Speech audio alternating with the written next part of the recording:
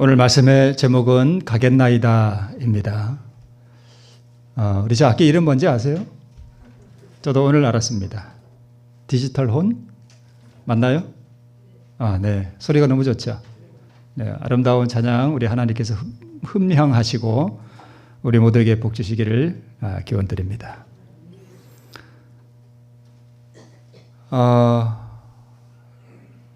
우리 말씀의 배경은 우리 본문의 말씀을 통해서 이렇게 아시리라 생각됩니다.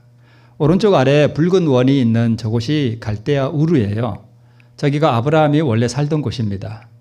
그래서 아브라함의 아버지 데라가 가솔들을 이끌고 우리 노란색 선을 따라서 쭉 올라가면 뭐가 보이죠? 하란이라는 곳이 보이죠? 저기 가서 일단 머물렀습니다. 창세기 12장을 보면 아브라함이 75세가 되었을 때 저기 하란에서 한번 다시 부르셔요. 그래서 다시 어디로 내려오는가 하면 왼쪽 아래 파란 원이 있죠. 저기가 가나안 땅이에요. 이스라엘 나라가 사는 저리로 이제 다시 부름을 받아서 내려오게 됩니다. 그러니까 2단계로 내려와야 가나안으로 오게 됩니다. 그런데 이제 아브라함이 이제 독생자 이삭을 몇 세에 낳았죠? 네. 또 막상 몇 세라고 물으면 또 몇 살이더라? 99세인가? 100살인가? 좀 헷갈리기도 합니다. 저도 순간 약간 100세던가? 100세 맞죠? 네, 100세에 이삭이라는 아들을 낳았습니다. 이 아들이 20살쯤 됐을 때 모리아산에서 하나님께서 번제로 드리라는 명령이 있었죠. 그러고 나서 다시 20년의 세월이 흐른 다음에 이제 이 이삭이 몇 살가 됐나 하면 40세가 됐어요. 40세가 됐는데 아직도 싱글이에요. 그래서 아브라함이 아들을 위해서 뭘 구해줘야겠다. 배필을 구해줘야 되겠다. 그래서 자기가 사랑하는 종 엘리에셀을 어디로 보내는가 하면 다시 저기 하란으로 보내요. 저기가 다 메소포타미아 지역이에요. 그래서 성경에 보면 메소포타미아라고 나오죠. 그 오른쪽 아래 가운데 보면 메소포타미아라고 크게 써져 있죠. 하란도 다 그 지역입니다. 그래서 저기에 가서 누구를 구해오는가 하면 신부를 구해와요. 네, 오늘 지도를 이래 보니까 좀 이해가 더 잘 되시죠? 네. 자, 여기 아브라함이 있고, 그 다음에 이삭이 있고, 아들, 그 다음에 아브라함의 종 엘리에셀이 나오고, 그리고 리브가가 이 네 사람이 오늘 주인공입니다. 이거 잠깐 언제 한번 제가 언급해 드린 적이 있는데, 이게 상징이에요. 우리가 어떻게 그리스도의 신부가 되고 우리가 어떻게 구원을 얻느냐 하는 것을 보여주는 하나의 그림이기도 해요. 그래서 아브라함은 누구를 상징하고요? 아버지 하나님을 상징하고, 이삭은 아들 그리스도를 상징하고, 아브라함의 종 엘리에셀은 성령 하나님을 상징해요. 그 다음에 오늘 이삭의 아내가 될 리브가는 당연히 누굴까요?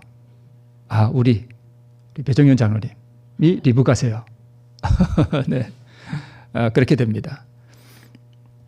자, 그러면 이삭이 어떻게 그리스도가 되느냐만 보면 이게 다 연결이 되겠죠? 이삭은 아버지 아브라함의 뭐였습니까? 독생자였죠. 예수님은요? 아버지 하나님의 독생자였습니다. 그 다음에 이삭은 사라의 나이가 90세가 됐을 때 낳았죠. 이미 경수가 다 끊어지고 아이를 낳을 수 없는 상황에서 불가능한 수태와 출산을 하게 됩니다. 마찬가지로 예수님은 처녀에게서 남자 없이 불가능한 수태와 출산을 성령의 능력을 통해서 이렇게 하게 됩니다. 그 다음에 이삭도 모리아산에서 뭐가 될 뻔했습니까? 희생제물이 될 뻔했습니다. 그러나 성취되지는 않았죠. 그런데 이삭이 희생제물로 드려질 뻔했던 그 모리아산이 어디냐면 바로 성전이, 예루살렘 성전이 있던 그 장소예요. 그리고 그 장소에서 예수님이 똑같이 희생제물로 돌아가십니다. 그렇죠. 그래서 그리고 이삭이 모리아산에 올라갈 때 뭘 지고 올라갔다 그랬냐 하면 나무를 지고 올라갔습니다. 자기를 번제로 태울 그 나무를 지고 올라갔죠. 예수님은요, 십자가를 지고 그 동일한 산을 올라가게 됩니다. 맞죠? 네. 그리고 이삭이 20살이 되었을 때 희생 제물이 될 뻔했다가 순양으로 대신하고 그가 생명을 다시 얻게 되죠. 그 이후에 20년 동안 이삭은 성경에 나오지 않아요. 침묵 속에 들어갑니다. 이 상징적으로 아주 의미가 있어요. 마찬가지로 예수님도 AD 31년에 십자가에 돌아가시고 난 다음에 승천하시고 난 다음에 지금까지 몇 년 동안 2000년 동안, 이삭은 몇 년 동안? 20년 동안. 예수님은 2000년 동안. 보이지 않으시죠? 그렇죠? 네. 자, 그 다음에 이삭은 그렇게 20년 동안 보이지 않다가 언제 갑자기 등장하는가 하면 뭐와 관련해서? 혼인과 관련해서 갑자기 나타납니다. 몇 살 때? 40세가 되었을 때. 예수님은 우리를 데리러 오셔서 우리를 데리고 가셔서 하늘에 가셔서 무슨 잔치를 벌여요? 혼인 잔치예요. 그래서 예수님이 재림하시기 전에 바로 예수님은 하늘 예루살렘, 신부된 하늘 예루살렘과 뭐 하는 걸로 나와요? 계시록에 보면 혼인식을 하는 걸로 나옵니다. 혼인식이 마치면 재림하셔서 우리를 데리고 가셔서 어디로 가시는가 하면 혼인 잔치에 참여하게 됩니다. 그래서 이삭이 20년 동안 침묵하다가 혼인과 관련하여 갑자기 등장하는 것처럼 우리 예수님도 2000년 동안 침묵하시다가 혼인 예식과 혼인 잔치를 통해서 다시 한번 우리 눈에 보이게 등장하게 됩니다. 그래서 이삭은 정확하게 누구를 표상하는가 하면 그리스도를 표상해요. 이삭이 그리스도라면 당연히 아브라함은 아버지 하나님을 상징합니다. 자, 엘리에셀이 리브가에게 보냄을 받죠. 그렇죠. 혼인을 위해서. 그렇다면 성령 하나님은 나에게 뭘 받는가 하면 보냄을 받습니다. 예수님께서 뭐라고 말씀하셨는가 하면 내가 가면 또 다른 보혜사를 너에게 뭐하리니? 보내리니 라고 말씀하셨죠. 엘리에셀이 왜 리브가를 만나러 구하러 갔는가 하면, 신부를 구하러 갔는가 하면 아브라함이 그 아들 누구를 위하여? 이삭을 위하여 신부를 얻어주기 위해서 엘리에셀을 리브가에게 보냅니다. 마찬가지로 우리 아버지 하나님은 우리 아들 예수 그리스도를 위하여 그의 신부를 만들기 위해서 우리에게 누구를 보내시는가 하면 성령 하나님을 보내셔요. 창세기 24장에 나와 있는 그 이야기가 오늘 우리 삶 속에서 그대로 재현되는 것입니다. 영적으로. 그죠? 자, 종 엘리에셀이 아브라함의 그 명령을 받고 이제 메소포타미아 그 하란 땅으로 가서 기도하기를 가서 구해오라 그랬는데 어떻게 신부를 구해요? 참 막막하잖아요. 그래서 이런 기도가 나옵니다. 원컨대 오늘날로 순적히 만나게 하사 이제 사람의 성종 사람의 딸들이 물길로 우물에 나오면 내가 우물 곁에 섰다가 한 소녀에게 이르기를 너는 물 항아리로 기울여 나로 물을 좀 마시게 해라. 그러니까 물 좀 달란 얘기예요. 그죠? 하면 그 소녀가 물을 나에게 줄 뿐만 아니라 누구에게도 물을 주면, 약대에게도 물을 주면 그가 하나님이 정하신 이삭의 신부로 알겠습니다. 라고 기도를 하자마자 누가 와요? 리브가가 옵니다. 당연히 물을 좀 달라 했겠죠? 그랬더니까 이 리브가가 이 엘리에셀에게 물을 줄 뿐만 아니라 내가 약대에게도 물을 떠다 주겠습니다 하고 우물에 내려가서 물을 떠다가 올라옵니다. 저 지방의 우물은 우리 한국의 우물하고 달라요. 우리는 두레박으로 뜨잖아요. 근데 저 우물은 이렇게 큰 웅덩이 같이 이렇게 그런 우물이라서 계단을 타고 이렇게 내려가요. 내려가서 저 아래서 물을 떠서 계단으로 이렇게 올라오게 되어 있습니다. 네, 그런 우물입니다. 그래서 창세기 24장 16절에 그가 우물에 내려가서 그 물 항아리에 채워가지고 올라왔다 이렇게 되어 있습니다. 자, 아름다운 성품이 보이죠? 그렇죠? 이삭의 신부될 아내의 아름다운 성품이 그대로 지금 드러나고 있습니다. 산상보훈 75쪽에 보면 우리가 그분의 사랑을 뭐하면 받으면 우리도 또한 같은 모양으로 우리를 기쁘게 하는 사람들에게 뿐만 아니라 가장 허물 많고 죄가 많은 사람에게도 친절과 온유를 나타내게 될 것이다.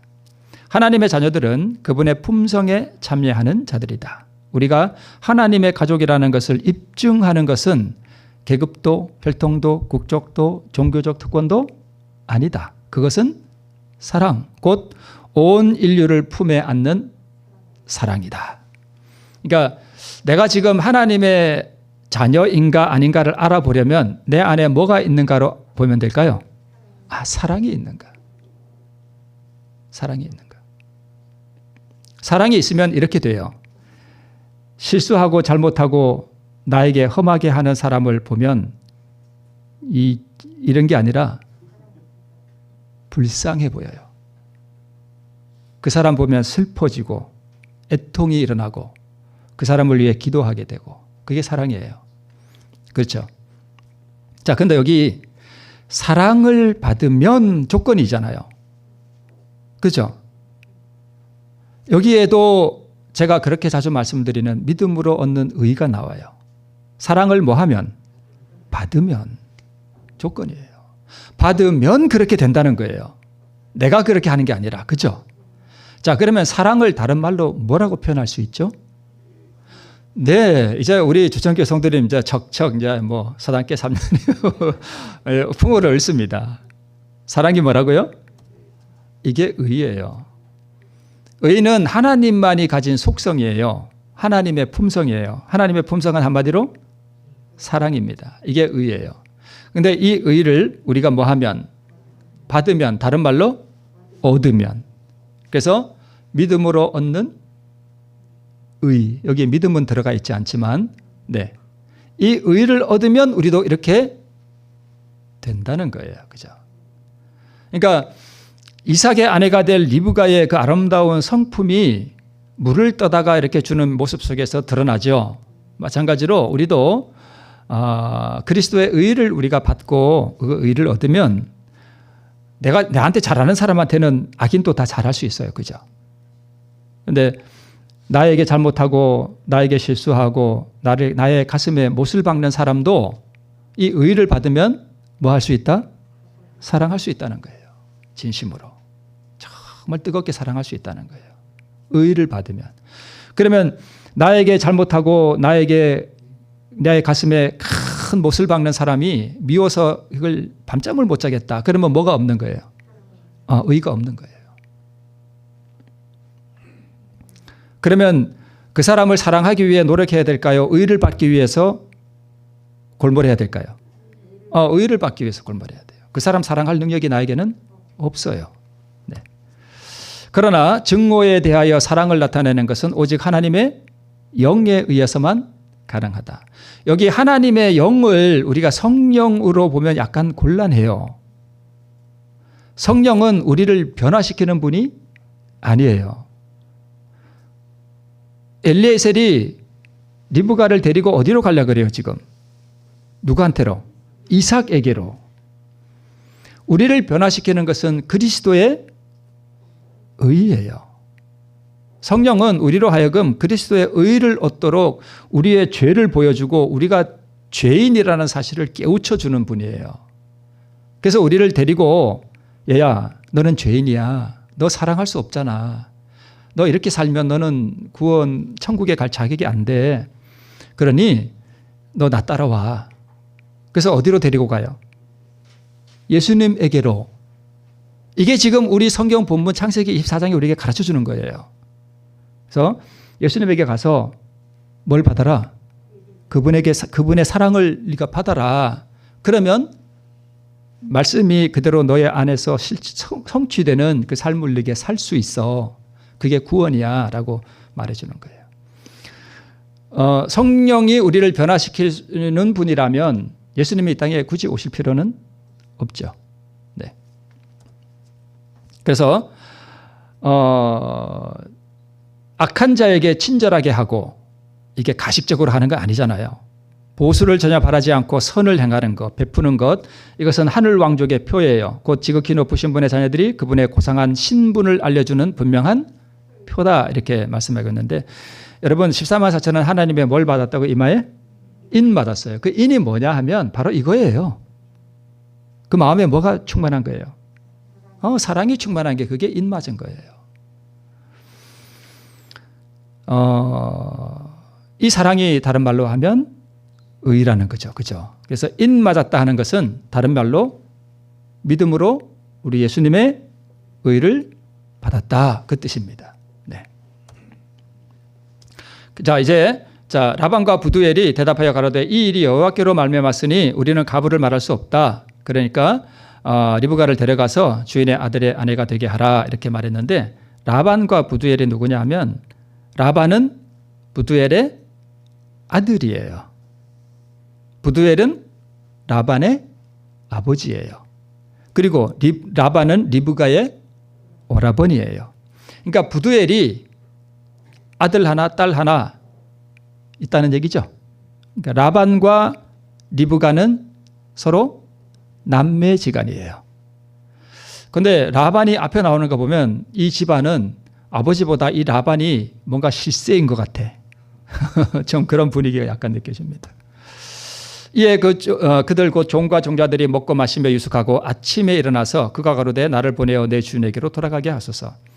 왜 늙은 종이 하나 오더니 우리 집에 제가 예를 들어서 우리 딸이 하나 있는데 내가 어디서 이렇게 보냄을 받았다. 그래서 이렇게 해서 하나님이 당신 딸을 누구의 아내로 삼게 한다. 하나님의 뜻이니 그렇게 합시다 했는데 그 사람이 와서 유숙하고 그다음에 아침에 딱 되니까 이 딸을 데리고 뭐 하겠다는 거예요? 가겠다는 거예요. 어젯밤에 왔는데 오늘 아침에 간다는 거예요. 그 생태 같은 그 귀한 딸을 데리고 가겠다는 거예요. 여러분 보낼 수 있을 것 같아요? 이게 영월로 시집 보내면 보낼 수 있죠. 뭐 수시로 차 타고 왔다 갔다 하니까. 근데 아까 그 지도 보셨죠? 거기에 약대 타고 얼마나 걸릴 것 같아요? 두 번 다시 못 와요. 그러니까 영영 이별하는 그 딸을 어떻게 보내겠습니까? 그죠? 네. 자, 그런데 여러분 보세요. 이에 그들 곧 종과 종자들이 먹고 마시고 유숙하고 아침에 일어나서 뭐 하겠대요? 가겠대요. 여기에 종은 엘리에셀이죠. 성령 하나님이죠. 그러면 엘리에셀을 따르는 또 종이 있어요. 이 종자들이 누굴까요? 답이 나와 있는데, 그죠? 천사들이에요. 천사들이 우리의 구원에 얼마나 중요한 역할을 하는지 여러분 우리는 잘 모르시죠? 여기 보면 이렇게 되어 있습니다. 하늘 천사들의 최대의 기쁨은 하나님을 향하는 영혼들 위해 그들의 사랑의 방패를 펼치는 것이다. 천사들이 이거 너무 기뻐한대요. 사단은 빛과 증거를 가진 모든 영혼을 붙잡아두기 위해 결정적인 투쟁을 벌인다. 우리 안에 미움을 넣어주고, 그죠? 악한 생각을 넣어주고 어두운 그림자를 던지기 위해서 필사적으로 노력하는데, 만약 천사들의 이러한 활동이 없다면 우리는 아마 하루도 못 살걸요. 네. 그러니까 우리가 잘 알듯이 우리에게는 우리를 지켜주고 보호해주는 어떤 천사가 있다 그래요? 수호 천사가 우리에게 다 배정되어 있습니다. 그리고 우리에게는 또 하나의 천사가 있는데 수시로 하늘에 올라가서 우리의 모든 것들을 보고하는 그런 천사가 또 있다고 그러죠. 그의 사납고 조금도 수그러들지 않는 욕망은 할 수 있는 대로 모든 영혼을 못 시키는 거예요. 파멸시키는 거예요. 마귀가. 그대는 그의 깃발 아래 서기로 하겠는가? 천사들은 굳게 서서 사단이 승리하지 못하게 해야겠다고 결심한다. 그리스도께서 위하여 죽으신 영혼들에 대한 그들의 깊고도 열렬한 사랑은 측량할 길이 없다. 와, 예수님의 사랑은 정말 우주 같은 사랑이죠. 그런데 천사의 사랑도 어떻대요? 그에 미치지는 못하겠지만 측량할 길이 없대요. 천사가 우리를 얼마나 사랑하는지, 우리를 너무나 사랑하기 때문에 그 사랑의 방패를 펼쳐서 사단의 어떤 공격과 위험으로부터 우리를 이렇게 보호해 주는 데서 이 천사들은 최고의 기쁨을 느낀다는 것입니다. 그러니까 하나님께서 우리를 그렇게 천국으로 인도하기 위해서 아브라함이 종과 종자들을 보낸 것처럼 우리 아버지 하나님께서는 우리를 위하여 성령과 천사들을 우리에게 보내셔서 우리를 천국으로 인도하기 위해서 열렬한 수고를 하시는 것으로 보입니다. 그러나 이 천사들이 이렇게 수고하고 성령께서 우리에게 역사하시지만 자신들의 소원 성취에 급급한 나머지 그러한 역사를 분별하지 못하고 자기의 뜻대로 행하는 사람들이 많다는 것입니다.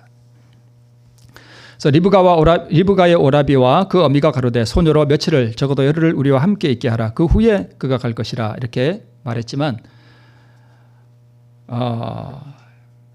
엘리에셀이 그렇게 합시다 이게 아니라 안 된다는 거예요. 오늘 당장 뭐 해야 된다는 거예요? 가겠다는 것입니다. 오늘 당장. 그래서 이제 소녀를 불러 그에게 물으리라 하고 리브가를 불러 그에게 이르되 네가 이 사람들과 함께 가겠느냐 그랬더니 그가 즉시 대답합니다. 가겠습니다. 가겠습니다. 오늘 우리의 신앙이 이렇게 돼야 됩니다. 오늘 당장 가야 됩니다. 용기와 결단력을 가진 여자였고요. 이삭의 아내가 되기 위해 부모와 형제와 친구와 고향을 전부 다 버리는 것입니다. 그래서 리브가의 오늘 이 가겠다라고 하는 이 단호한 결단은 오늘 우리가 어떠한 신앙의 선택과 믿음의 행위를 우리가 드러내야 하는지에 대한 하나의 표상이에요. 자, 누가복음 18장에 이런 말씀이 있습니다. 이르시되 내가 진실로 너에게 이르노니 하나님의 나라를 위하여 집이나 아내나 형제나 부모나 자녀를 뭐한 자는요?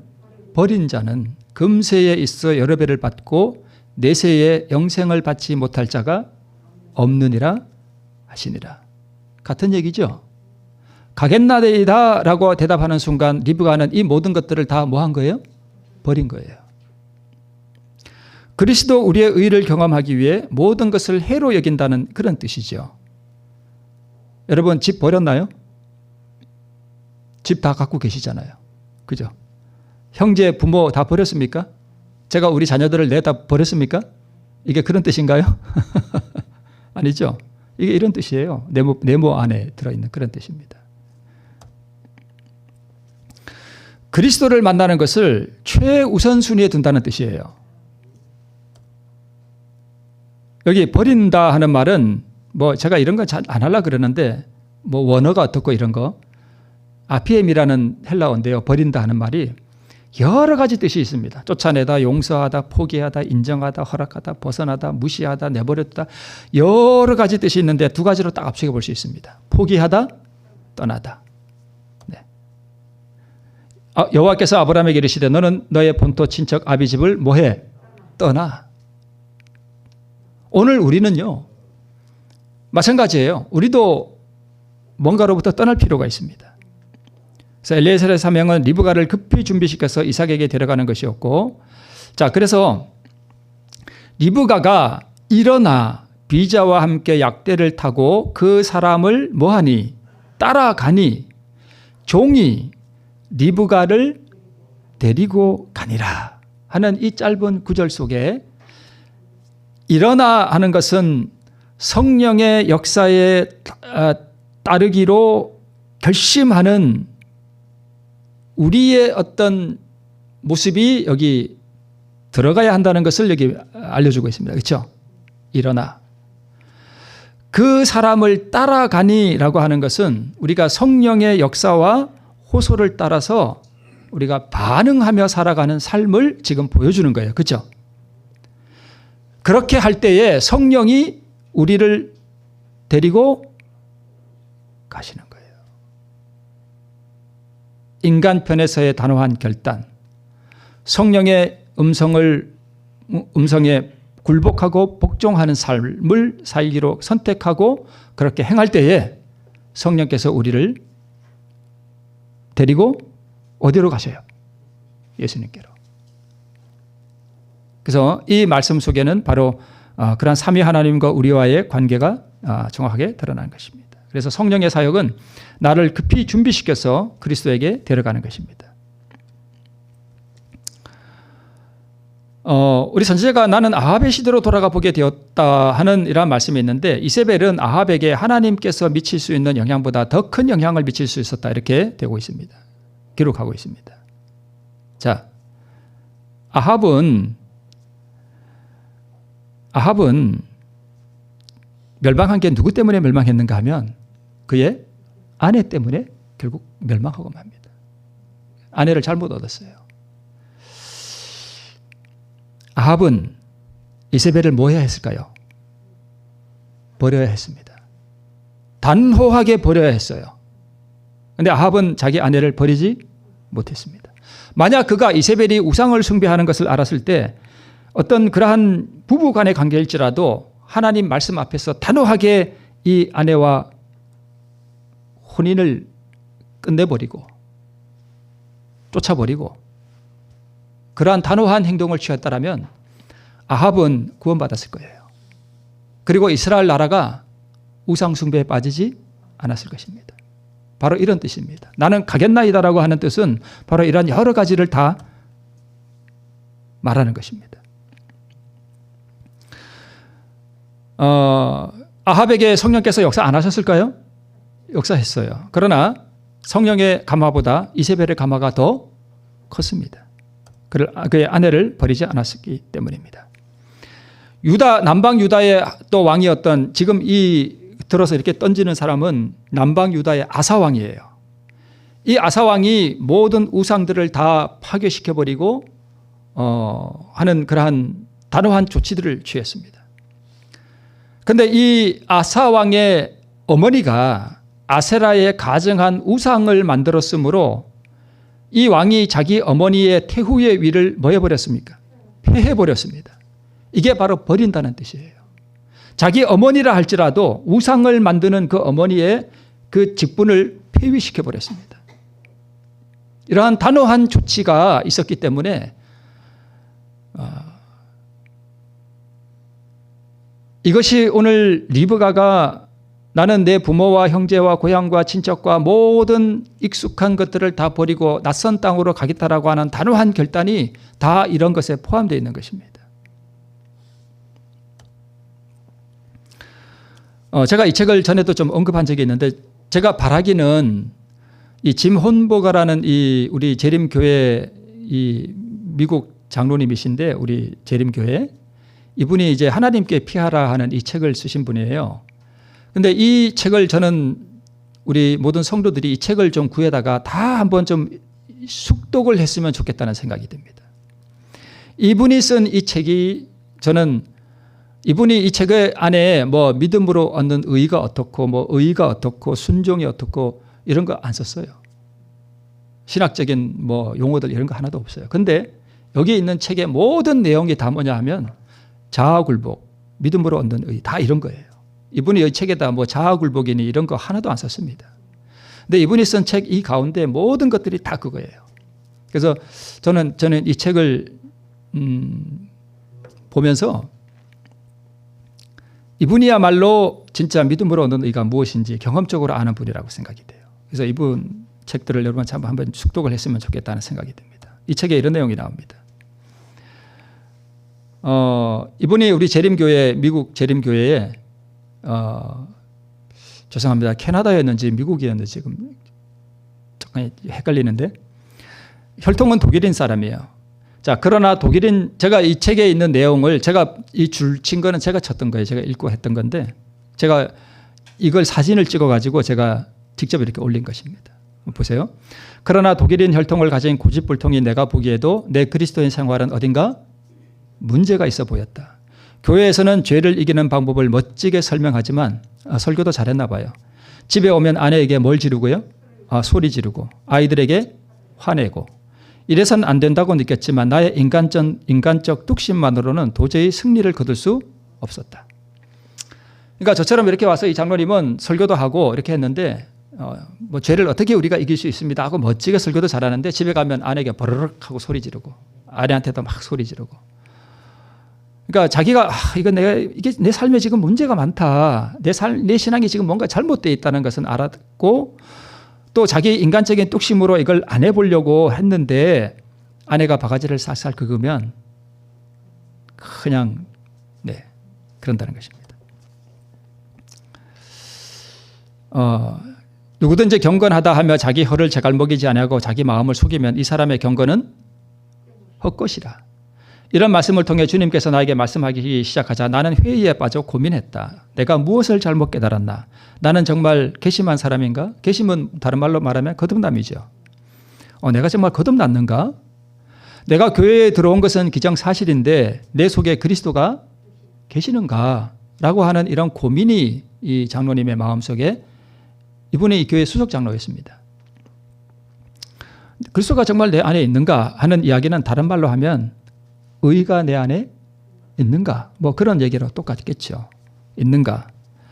나는 말씀을 늘 살피지만 말씀이 육신이 되어 우리 중에 거하시는 그 말씀의 품으로 내가 들어갔는가? 생쥐가 과자의 그릇에 들어간다고 과자가 되나? 생각하니 기가 막혔다. 2년 정도 이 문제로 뭐 하던 끝에 저는 좀 우리 재림교인들이 고민을 좀 했으면 좋겠어요. 항상 기뻐하라 그런다고 이렇게 막 기뻐하는 것도 좋은데 좀 깊이 고민 좀 해봤으면 좋겠어. 아주 깊은 고뇌. 만약 내 신앙에 뭔가 문제가 있다면 좀 이게 식은물 전폐하고라도 내 삶이 왜 이럴까? 뭐가 문제일까? 라고 좀 고민을 했으면 좋겠어요. 여러분 고민을 좀 많이 하셔야 됩니다. 신앙하는 분들은. 고민하던 끝에 주님은 나에게 일단 뒤로 물러서서 내가 믿는 모든 것을 냉철하게 재평가해 보도록 설득하셨다. 이 사람이 짐 홈버거잖아요. 너는 우선 내가 진정으로 거듭났는지를 확인해야 된다라고 하는 하나님의 음성을 이 장로님이 듣게 됩니다. 니고데모처럼 뭐라고요? 아니 거듭났냐고요? 똑같죠? 똑같아 니고데모하고 그죠? 제가 거듭났냐고요? 아니 주님 저는 우리 교회 수석 장로예요. 제가 교회로 인도한 사람이 수두룩한데 저더러 거듭났냐고요? 이 사람이 이제 약간 니고데모처럼 약간 좀 성이 났나 봐요. 그래 오냐 짐 참 우리 예수님 참 신의 성품이란 게 그래요. 이렇게 뭐라고요? 이런 아들한테 그래 오냐 짐 이렇게 부드럽게 말씀하시는 우리 주님의 성품 여기서도 드러나죠. 그렇죠? 아닌 것 같아요? 여러분 표정이 다 이렇게 아닌 것 같은데 이런 표정이신데 진짜 그래요. 좀 믿어보세요 여러분. 믿음을 가지세요 여러분. 오냐짐 내가 아직 몇 가지 모르는 것이 있구나 라고 이렇게 말씀하셨답니다. 좀 내려와서 가운데 신앙의 정통성 즉 교리에 대한 바른 이해는 참된 종교에서 지극히 적은 부분임을 나는 깨달았다. 지금 세상에는 바른 교리를 믿는 그리스도인이 수백만에 달하지만 지금처럼 참된 영성이 땅에 떨어진 시대는 일찍이 없었다. 중간에 그렇다고 이번에 무슨 교리나 이런 걸 무시하는 분은 절대 아니에요. 영혼의 소성은 단순히 교리로 되는 것이 아니고 하나님께서 친히 역사하셔야 되는 일이기 때문에 말씀을 듣는 자들이 개인적인 뭘 통해서요? 체험을 통해서 하나님을 발견하지 못하는 한 진리는 아무리 들어도 도움이 되지 않는다라고 하는 것을 이분이 깨닫습니다. 성경은 그 자체가 궁극적 목표가 아니고 사람들로 하여금 하나님께 가까이 접근하도록 돕는 수단과 도구일 뿐이다. 제가 늘 말씀드리죠. 우리 하늘 갈 때 이거 가지고 간다고요? 내가 가지고 있는 성경책? 이거 안 가지고 가요. 이게 진리죠. 이 진리의 말씀이죠. 그런데 진짜 진리는 누구예요? 예수님이 진짜 진리예요. 예수님을 내가 얻으면 다 얻은 거예요. 그죠? 예수님이 진리잖아요. 이게 진리인데 이거는 그냥 문자일 뿐이에요. 그죠? 이걸 통해서 내가 누구를 얻으라고 예수님을 얻으라고 그냥 이건 수단과 도구일 뿐인 거예요. 우리는 교리를 받아들이고 매주 예배에 참석하면 그것을 안전하게 우리 안에 들어있는 증거로 알고 만족해야 한다. 뭐니 해도 교회 안에 있고 그분의 말씀대로 믿기 때문에 하나님을 찾아 만난 사람들임에 틀림없다고 여긴다. 과연 그럴까? 불행히도 우리는 교회에 입교하여 믿노라고 신앙 고백을 하면 그것이 마치 중생의 경험인 양 착각한다. 모든 사람이 거의 비슷한 수준이기 때문에 우리는 위험을 보지 못하고 좀 더 깊은 경험의 필요를 느끼지 못한다. 이것이 우리 시대의 거의 모든 교회의 형편이다. 미국 교회나 한국 교회나 똑같은 것 같아요. 지식과 신앙 고백과 교회 출석만 잘하면 잘 믿는 것으로 간주하는 이런 헛된 신앙과는 하나님을 우리 일상생활의 중심으로 삼는 대신 일종의 편의물로 간주하게 만든다. 대부분의 교회들은 우리 중에 남아있는 참된 신앙의 마지막 흔적까지 깔아뭉개고 있다.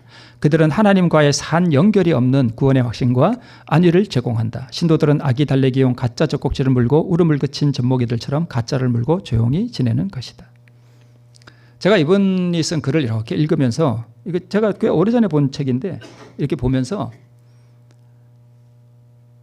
이분이 오늘날 교회들의 형편과 문제가 무엇인지를 자기의 경험들을 통해서 정확하게 파악하신 분이에요. 제가 저번인가 왜 가짜 젖꼭지 물린 거 그림 하나 제가 보여드렸죠. 네. 그와 동시에 나는 모든 교회의 신자들이 잊혀진 진리를 되찾게 되기를 바란다. 즉 하나님이 품성을 지닌 존재이시며 모든 사람이 알고 경험할 수 있는 분이라는 사실을 깨닫기를 열망한다. 하나님과 영혼 간에 이루어지는 교제는 참된 그리스도인 경험의 맥박이다. 날마다 시간마다 순간마다 하나님은 우리를 지도하시고 우리에게 능력을 주시며 우리의 생명이 그리스도와 함께 하나님 안에 감추어짐으로써 하나님이 만인의 주로서 만인 속에서 우리 각자를 감화시킨다. 나는 이 경험의 부재를 절실히 느끼고 뭐 했대요? 괴로워했대요. 이런 경험이 우리에게 좀 필요해요. 그러니까 내 신앙이 진짜 구원을 얻은 신앙인가? 내 신앙이 진짜 하나님의 어떤 교제와 감화를 체험하면서 살아가는 삶인가에 대한 고민이 없이 살아가는 게 화이트 부인이 말씀한 우리 교회 이 교회 문이 돌적이에서 이렇게 왔다 갔다 하면서 하는 것처럼 그냥 교회만 드나들 뿐인 그런 교회인들에 대해서 우리 말씀하셨잖아요. 뭐 없이요. 이런 고민 없이. 내가 완전히 깨닫지는 못했지만 내 심령 깊은 곳에서부터 그런 경험을 뭐 했대요? 갈망했대요. 이 갈망은 하나님께서 심어주신 것이었다. 하나님이 주신 갈망이 필요해요. 그 그림도 혹시 기억나시나요? 그 어떤 혈류병 앓던 여자가 예수님 옷자락을 만지려고 하는 그거 갈망. 믿음, 소망, 사랑. 소망이 뭐예요? 갈망이죠. 소망. 하나님은 나에게 그 경험을 주고 싶어 하셨다. 그러나 그러기 위해서는 먼저 내 생활에 몇 가지 중요한 변화가 일어나야 할 것을 그분은 아셨다. 하나님은 내가 교회의 틀이나 교만과 뻔뻔스러운 허세와 자기 선전에 물든 세속화된 종교 속에서는 결코 당신을 발견하지 못할 것을 아셨다. 그래서 그분은 예수께서 제자들에게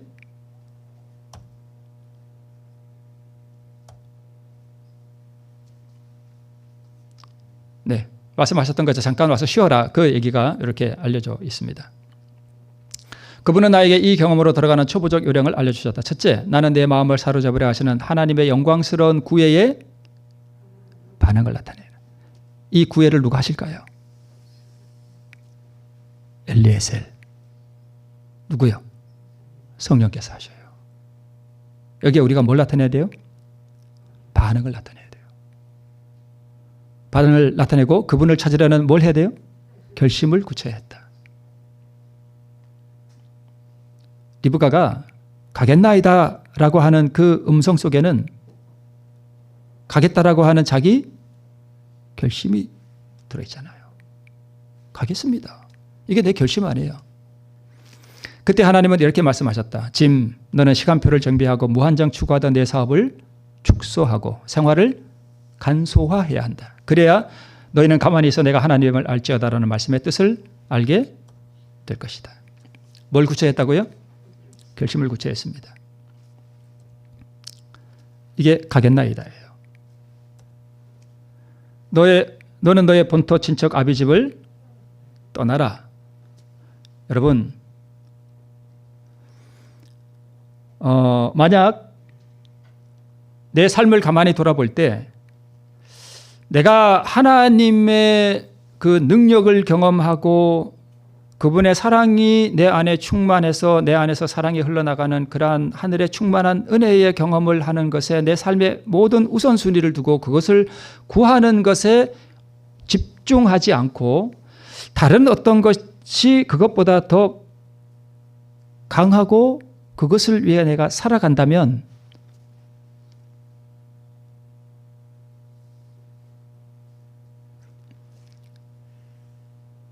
리브가가 가겠나이다라고 말한 그 결심이 나에게 없는 거예요.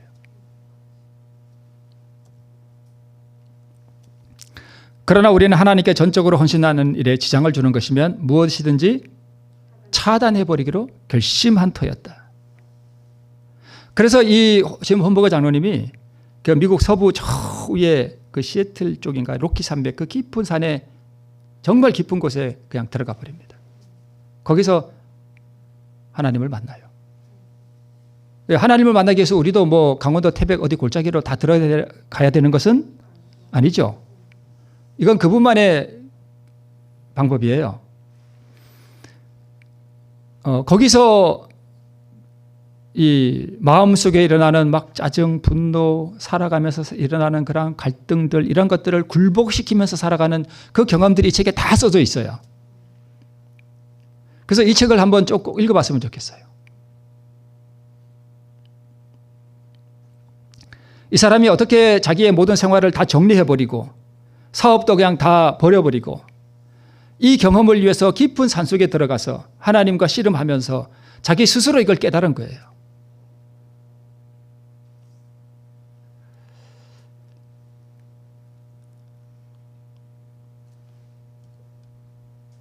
신령한 능력을 의지할 때 평강이 이르러온다. 주신 빛에 따라 영혼이 행동하기로 결심하는 일이 빨리 일어나는 만큼 성령께서 더욱 많은 빛과 능력을 주신다. 성령의 은혜는 영혼의 결심과 협력하기 위해 공급된다. 이렇게 기록하고 있는데 종려계단에 우리의 결심은 뭐와 같대요? 썩은 새끼와 같지만 이 썩은 새끼와 같은 이 결심이 성령의 능력과 결합되면 전능한 것이 된다 그랬습니다. 그러니까 성령께서는 우리를 데려가실 때 우리가 결심하지 않으면 우리를 데려가실 수가 없어요.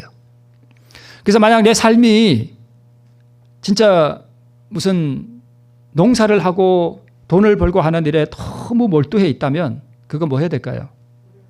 버려야 됩니다. 그거 버려야 돼요. 다 버리라는 게 아니라 축소시켜야 됩니다. 그게 내 삶을 짓누르고 있다면 그거 축소시켜야 돼요. 제가 좀 매정한 것 같죠? 지는 농사 안 하니까 그렇지. 네가 농사해봐라. 그게 쉬운가? 이럴 수도 있어요. 그죠? 제가 다 이해해요. 제가 목회 그만두고 빵 장사를 하려고 그랬는데 그때 그 마음속에 그 부담, 그 가게를 계약을 했는데, 가게 계약을 했는데, 이렇게 이제 그 파티션을 나누기까지 했어요. 물론 안 하기는 했지만, 그때 유대겸 목사님이 오셔서 그것까지 다 봐주시고 그랬었는데, 그때 언제 한번 말씀드렸죠. 야, 우리 성도들이 이렇게 사는구나. 살기 위해서 이런 부담을 가지고 살아가는구나. 제가 진짜 많이 느꼈습니다. 여러분 조금은 알아요. 여러분 어떻게 사시는지. 근데 농사를 축소시켜야 된다고?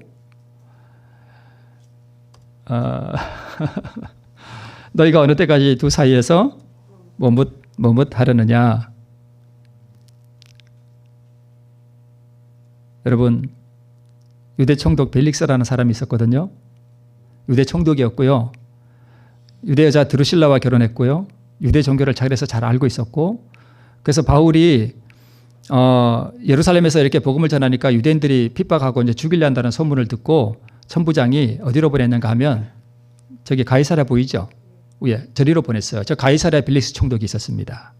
그래서 가이사랴에 갔을 때 벨릭스 총독 앞에서 의와 절제와 장차올 심판을 이야기했어요. 그랬더니 벨릭스가 두려워 떨었습니다. 하나님이 주신 절호의 구원의 기회였습니다. 누구에게요? 벨릭스 총독에게. 이 벨릭스 총독 한 영혼을 구원하기 위해서 하나님께서 바울을 가이사라로 보냈습니다. 그리고 의와 절제와 심판을 설교했습니다. 두려워했습니다. 그런데 벨릭스가 뭐라 그랬게요? 네, 시방은 가라. 지금 이 그림은 바울이 벨릭스 앞에서 지금 설교하는 장면에 누가 그린 거예요. 저 옆에 앉아있는 여자가 유대 여자예요. 두루실라예요. 그러니까 아내가 유대 여자니까 이 벨릭스는 유대 종교가 어떤지 잘 알고 있었습니다. 시방은 가라. 지금은 가라 이거예요. 내 쪽에서 틈이 있으면 너 부르겠다 이랬습니다. 그런데 여기 이렇게 이루어져 있습니다. 한 줄기 하늘의 빛이 벨릭스에게 비치도록 하나님께서 뭐 해주신 거예요? 허락해 주셨습니다. 틈이 있으면 너를 부르리라. 시방은 가라 그랬습니다. 그러나 그에게 제공된 최후의 은혜를 그는 멸시했습니다. 그는 하나님께로부터 오는 다른 부르심을 결코 받을 수 없었습니다. 왜요? 어제 와서 오늘 가겠다라고 하는데 벨릭스는 며칠 있다 가겠다고 한 거예요. 제가 한 열흘 있다 가지요. 그런 거죠. 이해하시겠습니까? 한 열흘 있다 가죠. 시방은 가세요. 근데 제가 좀 있다 가겠습니다. 그는 구원을 영원히 잃어버렸습니다. 오늘 우리는 결단해야 됩니다. 천국은 마치 아들을 위하여 혼인잔치를 베푼 어떤 임금과 같으니 잔치에 오라 했더니 오라 할 때 예, 제가 가겠습니다 라고 해야 되는데 그 말을 안 했습니다. 그렇죠? 가겠습니다 안 했습니다. 혼인잔치, 여기도 혼인잔치죠. 복음잔치죠. 종들을 잡아 능욕하고 죽였다. 십자가예요. 그 살인한 자들을 진멸하고 그 동네를 불살랐다 하는 이야기는 AD 70년 예루살렘이 멸망한 사건이에요. 사거리 길에 가서 사람을 만나는 대로 혼인잔치에 청하였다는 얘기는 십자가 사건 이후에 온 세상에 복음이 전파됐다는 얘기예요. 이삭의 혼인에서는 신부가 되고 왕의 잔치에서는 손님이 되고 둘 다 혼인잔치와 연관이 되어 있고요. 가겠나이다와 실소이다라가 여기 또 나옵니다. 혼인잔치에 오라 그랬더니까 나는 가기 싫습니다 라고 얘기하십니다.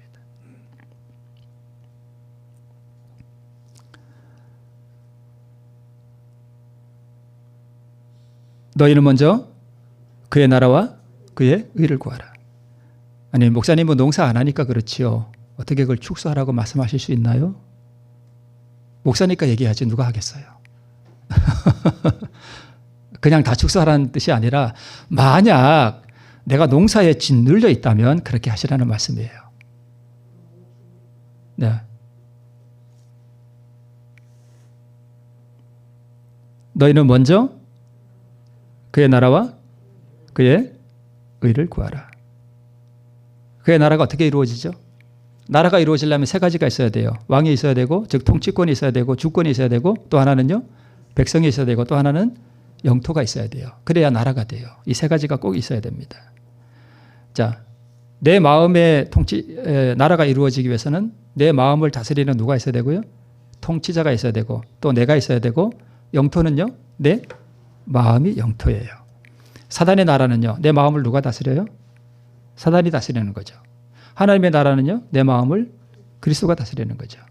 그래서 볼지어다 내가 문 밖에 서서 두드리노니 누구든지 내 음성을 듣고 문을 열면, 문을 연다는 게 무슨 뜻이에요? 제가 늘 말씀드려서 식상하지는 않죠. 문을 연다는 게 무슨 뜻이에요? 자아폭이에요. 자, 예수님이 문 앞에서 막 두드리죠. 이걸 어떻게 이해해야 되냐면 이렇게 이해하면 좀 그래요. 예수님이 활, 대포, 포탄 이런 거 가지고 내 문을 막 지금 부수고 있어. 근데 이 문이 너무 강해. 근데 그 정도로 그분은 나에게 구애를 하셔. 그분은 강제로 문을 부수고 들어오진 않으시죠. 예. 근데 그분이 그렇게 하실 때 문을 여느냐 마느냐는 선택권은 누구한테 있어요? 나한테 있어. 내가 문을 연다 하는 것은 주님의 그 사랑의 공격에 내가 뭐 한다는 뜻이에요? 항복한다는 뜻이에요. 이게 굴복이에요. 이게 자아굴복이에요.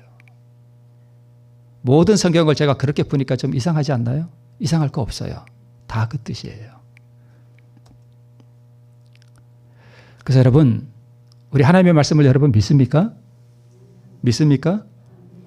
내가 농사를 좀 축소하고 만약 그것이 나를 짓누른다면 그것을 좀 축소하고 내가 그의 나라와 그의 나라가 내 안에 이루어지고 그분의 의를 구하는 일에 내가 정말 전적으로 그것을 추구하면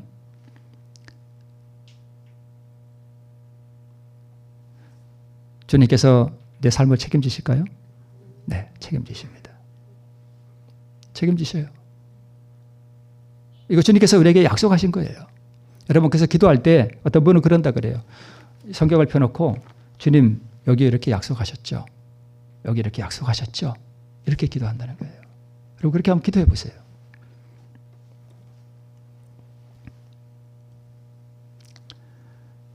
무엇을 먹을까 무엇을 입을까는 누가 구하는 거라고요? 이방인들이 구하는 거래요. 그러나 우리가 그의 나라와 그의 의를 구하는 것에 올인하면 이 모든 것을 우리에게 더해 주신대요. 우리 라오디게아의 미지근한 신앙을 통해서 우리 주님께서는 오늘 우리에게 다시 한번 호소하십니다. 너희 섬길 자를 오늘날 선택하라. 가겠나이다라고 고백하라. 그의 나라와 그의 의를 잇는 일에 생명을 걸라. 부모나 형제나 집이나 땅이나 먹고 사는 일에 우선하면 우리는 어디로 들어가요? 멸망으로 들어가요. 그것이 믿음이 없는 거예요. 제가 좀 냉혹한 듯이 여러분에게 말씀을 드렸지만 여러분 먹고 사는 일이 우선되면 그거 먹고 죽습니다. 맞나요? 맞아요. 땅에서 나는 거 그거 먹고 살기 위해서 거기에 더 우선순위를 두면 그 땅에서 나는 거 그거 먹고 죽습니다. 그러나 영원한 생명이 뭐죠? 이제 하면 툭툭 나와야 되는데 의는 사랑이고 또요 하나님의 빛이고 또 생명이고 무슨 생명요? 영원한 생명. 누구와 같은 생명? 예수님의 생명과 같은 생명. 우리가 왜 땅에서 나는 거 먹으려고 그러죠? 살라고. 근데 그거 먹어봐야 죽어요. 근데 뭐 얻으면 영원히 살아요? 의, 그 사랑, 그거 얻으면 영원히 산다니까요. 뭐 선택하실래요? 제가 냉혹한 말씀 드린 거 아니죠? 여러분의 복된 말씀 드린 거예요. 그죠? 살라고, 그죠? 네, 그렇습니다. 오늘 이제 마지막입니다. 조금 늦었네요. 오늘 이렇게 돼야 되겠죠? 우리 삶의 방해가 되는 거 오늘 다 버리고 가겠습니다. 제가 하늘의 능력을 경험하고 그 의를 경험하고 그 사랑을 경험하고 내 원수 다 용서가 되고 그런 의의 경험을 위해서 제가 올인하겠습니다. 이거 삶의 가장 우선순위를 두겠습니다. 내 안에 마귀 본성 이 자아 오늘 내가 이게 두드려 부셔버리겠습니다. 가겠습니다. 이 결단 오늘 여러분 꼭 하시기를 간절히 바랍니다. 그래서 오늘 의의 경험 충만하시는 우리 모두가 되기를 바라면서 말씀 마치겠습니다.